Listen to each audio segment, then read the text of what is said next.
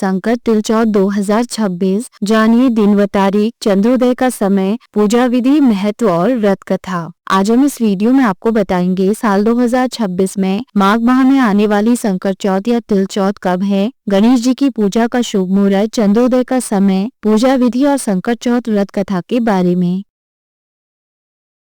Hello friends, स्वागत है आपका आपके अपने चैनल उपचार नुस्खे में। संकट चौथ का व्रत मुख्य रूप से महिलाओं द्वारा रखा जाता है। यह व्रत संतान की लंबी आयु, उत्तम स्वास्थ्य और उन्नति के लिए किया जाता है। शास्त्रों के अनुसार संकट चौथ को संकष्टी चतुर्थी, वक्रतुंडी चतुर्थी, माघी चौथ और तिलकुटा चौथ भी कहते हैं। यह व्रत प्रत्येक वर्ष माघ महीने के कृष्ण पक्ष की चतुर्थी तिथि को रखा जाता है। यह साल की सबसे बड़ी चौथ मानी जाती है। आइए जानते हैं साल 2026 में संकट चौथ व्रत किस दिन रखा जाएगा, पूजा का शुभ मुहूर्त, चंद्रोदय का समय, पूजा विधि और जानते हैं संकट चौथ व्रत कथा क्या है। संकट चौथ कब है 2026। साल 2026 में संकट चौथ या तिलचौथ का व्रत 6 जनवरी मंगलवार को रखा जाएगा। चतुर्थी तिथि शुरू होगी 6 जनवरी प्रातःकाल 8:01। चतुर्थी तिथि समाप्त होगी 7 जनवरी प्रातःकाल 6:52। चंद्रोदय का समय होगा रात्रि 8:54।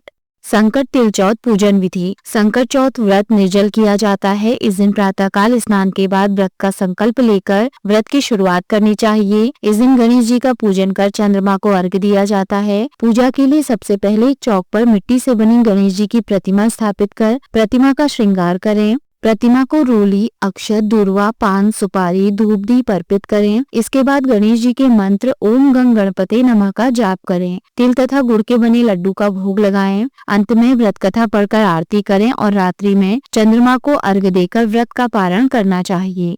संकट चौथ व्रत कथा। पौराणिक कथा अनुसार एक बार विपदा में पड़े देवता भगवान शिव के पास अपनी समस्या के निवारण के लिए गए। तब भगवान शिव ने अपने दोनों पुत्रों से पूछा कि तुम दोनों में से वो कौन वीर है जो देवताओं के कष्टों का निवारण करेगा। तब कार्तिकेय ने स्वयं को देवों का सेनापति प्रमाणित करते हुए देव रक्षा का अधिकार सिद्ध किया। भगवान शिव ने गणेश जी की इच्छा पूछी तो उन्होंने कहा कि मैं बिना सेनापति बने ही इनके संकट दूर कर सकता हूँ। इस पर महादेव ने दोनों को पृथ्वी की परिक्रमा करने को कहा और कहा कि जो पहले परिक्रमा पूरी करेगा वह वीर घोषित किया जाएगा। यह सुन कार्तिकेय पृथ्वी की परिक्रमा के लिए निकल गए, लेकिन गणेश जी ने अपने माता पिता के साथ परिक्रमा करते हुए कहा कि इनमें ही समस्त तीर्थ निहित हैं। गणेश जी की बात से सभी नतमस्तक हो गए और महादेव ने उनकी प्रशंसा करते हुए उन्हें आशीर्वाद दिया कि प्रत्येक कार्य से पहले तुम्हारी पूजा होगी। इसके बाद पिता की आज्ञा से गणेश जी ने देवताओं के संकटों को भी दूर किया। फ्रेंड्स, अगर आपको हमारे द्वारा दी गई ये सभी जानकारियाँ पसंद आई हो तो आप उपचार नुस्खे चैनल को सब्सक्राइब, लाइक और शेयर करना ना भूलें।